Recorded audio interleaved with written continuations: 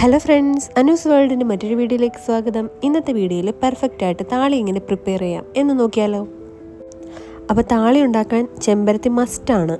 നമ്മളിവിടെ ചെമ്പരത്തിയും കറ്റാർ വാഴ ഉപയോഗിച്ചാണ് പെർഫെക്റ്റായിട്ട് താളി ഉണ്ടാക്കാൻ നോക്കുന്നത്.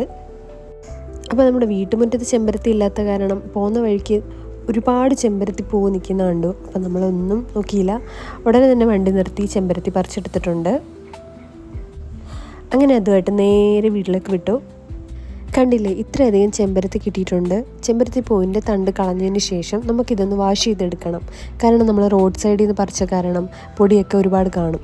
അതുകൊണ്ട് ജസ്റ്റ് ഒന്ന് വാഷ് ചെയ്തെടുക്കാം.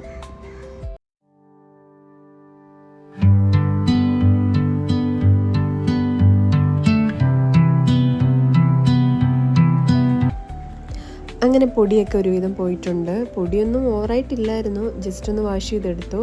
ഇനി നമുക്ക് കുറച്ച് നേരം അത് ഒരു 2-3 മണിക്കൂർ കുറച്ച് വെള്ളത്തിൽ ഇത് സോക്ക് ചെയ്ത് വെക്കാം. അങ്ങനെ 2-3 hours കഴിഞ്ഞു. കണ്ടില്ലേ, ഇത്രത്തോളം അതിൻ്റെ ഒരു കൊഴുപ്പൊക്കെ ഇറങ്ങിയിട്ടുണ്ട്. ഇനി നമുക്ക് നന്നായിട്ടത് പിഴിഞ്ഞെടുക്കണം. പിഴിഞ്ഞെടുക്കുമ്പോൾ അതിൻ്റെ സത്തെല്ലാം ഇറങ്ങി വരും. നന്നായിട്ട് പിഴിഞ്ഞതിന് ശേഷം അത് നമുക്കൊന്ന് അരിച്ച് മാറ്റാം. സാധാരണ ഒരു തുണിയിൽ കെട്ടി അരിച്ചെടുക്കുന്നതായിരിക്കും ബെറ്റർ. ഞാനിത് ഈ അരിപ്പയിൽ അരിച്ചെടുത്തിട്ടുണ്ട്.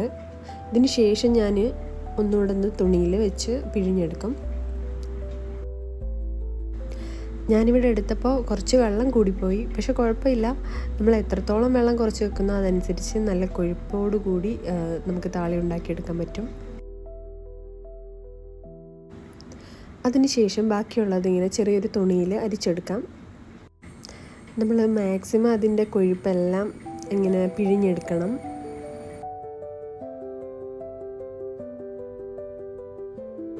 കണ്ടില്ലേ, അതിൻ്റെ സത്തെല്ലാം ഞാൻ മാക്സിമം പിഴിഞ്ഞെടുത്തിട്ടുണ്ട്.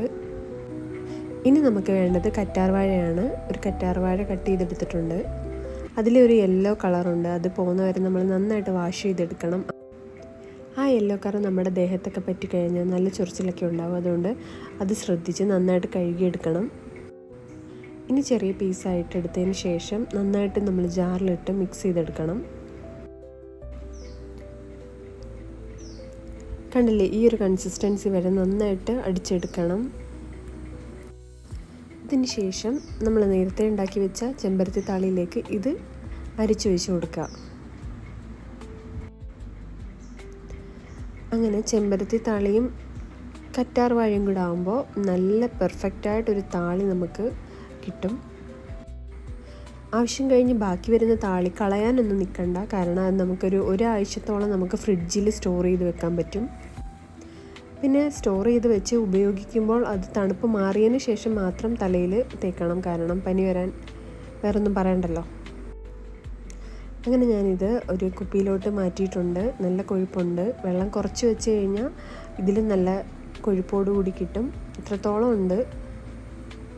അത് യൂസ് ചെയ്യാൻ വേണ്ടി ചെറിയൊരു ബോട്ടിലാക്കി മാറ്റിയിട്ടുണ്ട്. ഇനി നമുക്ക് ഇത് തലയിലേക്ക് നന്നായിട്ട് തേച്ച് പിടിപ്പിച്ചതിന് ശേഷം ഒരു 10-15 മിനിറ്റ് വെച്ചതിന് ശേഷം നന്നായിട്ട് വാഷ് ചെയ്ത് കളയാം. ഇത് ആഴ്ചയിലൊക്കെ ചെയ്യുന്നത് നമ്മുടെ മുടി വളർച്ചയ്ക്കാണെങ്കിലും തലയ്ക്കൊരു നല്ല തണുപ്പ് കിട്ടാനൊക്കെ നല്ലതാണ്.